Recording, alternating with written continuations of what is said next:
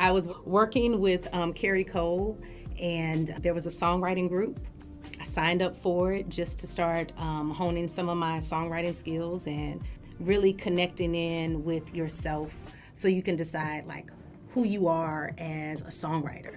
And I really do feel like I'm a songwriter that just happens to know how to sing. So the song is just, it came about just from the question of what's some of your most vulnerable moments. And I had to sit with that for a while because I'm a very intimate, open book, vulnerable person, authentic.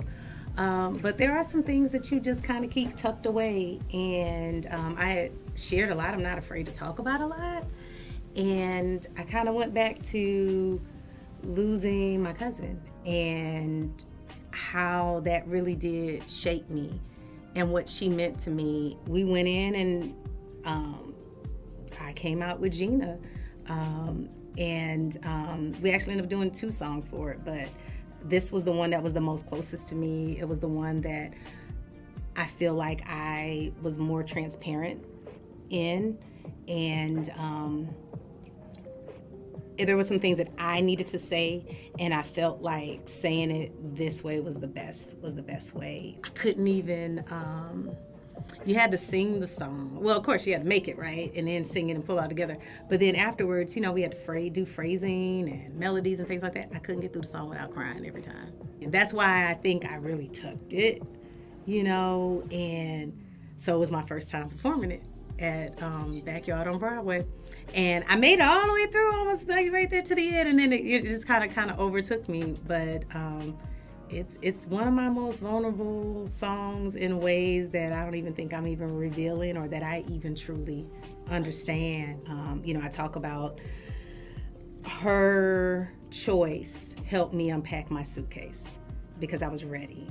When my cousin passed, it was almost like it was too traumatic to talk about. It was too traumatic to bring it up. You didn't know how to really talk about it. I feel like she left us with love. Like her love found her love in me, or found a home in me for me to persevere in everything else. And it was a good, that wind beneath my wings, song. It's just kind of, that's been there. It's like that silent whisper and strength that's carried me through. So I wasn't ready to talk about it. Wasn't ready to bring it up and put it in the song. And so I just said, yeah, that's part of the catalog. That's the emotional catalog. And then Amore found me on the internet.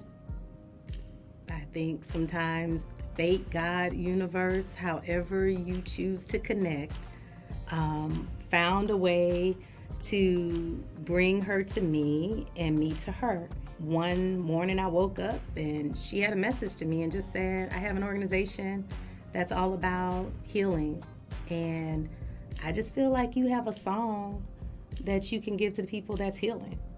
And that's how she said, and I'm like, oh, yeah, of course. Yes, and I'm thinking all the subject matter and all of my songs and all of it does come from an authentic place. So she just said, hey, I think you have a song for healing. And I was like, sure. Yeah, and I would like for you to come and sing at my gala. I'm having a gala and launching my foundation. And she hadn't told me anything about the foundation or anything else. She said, but I'm launching my foundation and I really would like for you to be there. And I was like, okay, yeah, let's talk about it. We exchanged information. And then later on that day, the thought had come to my mind, and this was in March when I had decided that I did the Blue Bonnet song series at Backyard on Broadway, and it was all about my music and me being a songwriter.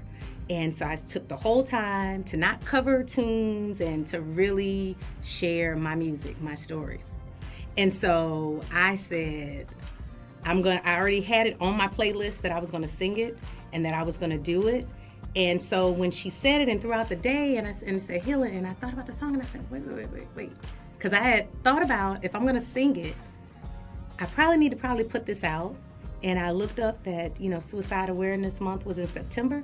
And I was like, I can work with that. Maybe I'll be ready. Let me see how this goes with me sharing it. And so when I decided that I was going to put it out, like a week later, here she comes. It's already in my set list.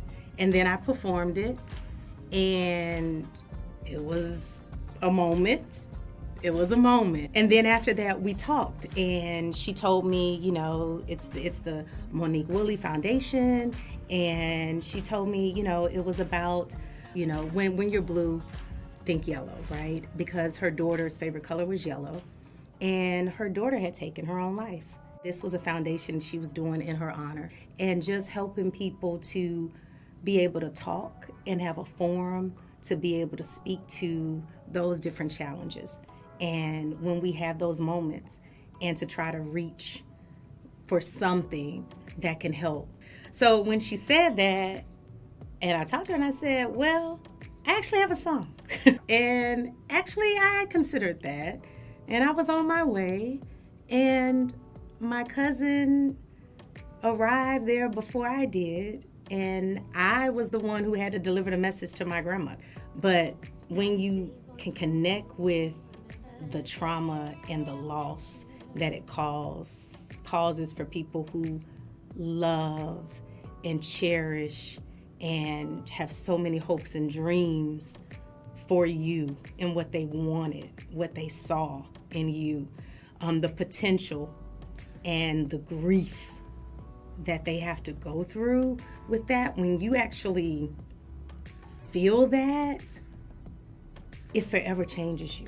I've had some big hills to climb. I realized that suicide couldn't be an option, because I couldn't have someone go through what I felt and what I witnessed there. And the day before that, I never would have thought that that would have been the response. I don't know what I thought was going to happen on the day after I was gone, but I never would have fathomed that that was what would have happened. And it's still happening. And I feel like she lived so I could live, and she chose her love, her way, right? It gives me a great compassion. That was her option, but somewhere in there, it saved me, you know, and it gave, it tugged at our hearts and showed us how valuable life is. And I'm just one story, right? Because trauma impacts everybody. It's just the act. But the ripples and the voices and the repetition, all of that is real. But how we process it, and we got to get it out. We got to express. We got to talk about it. We have to bring it to light. We have to celebrate their life, right? None of us know the day, the hour of when anything is going to happen, but we have to celebrate their life. And she was here. She was important. She's loved. You know, she's my sister, and I miss her. Every day, I miss her.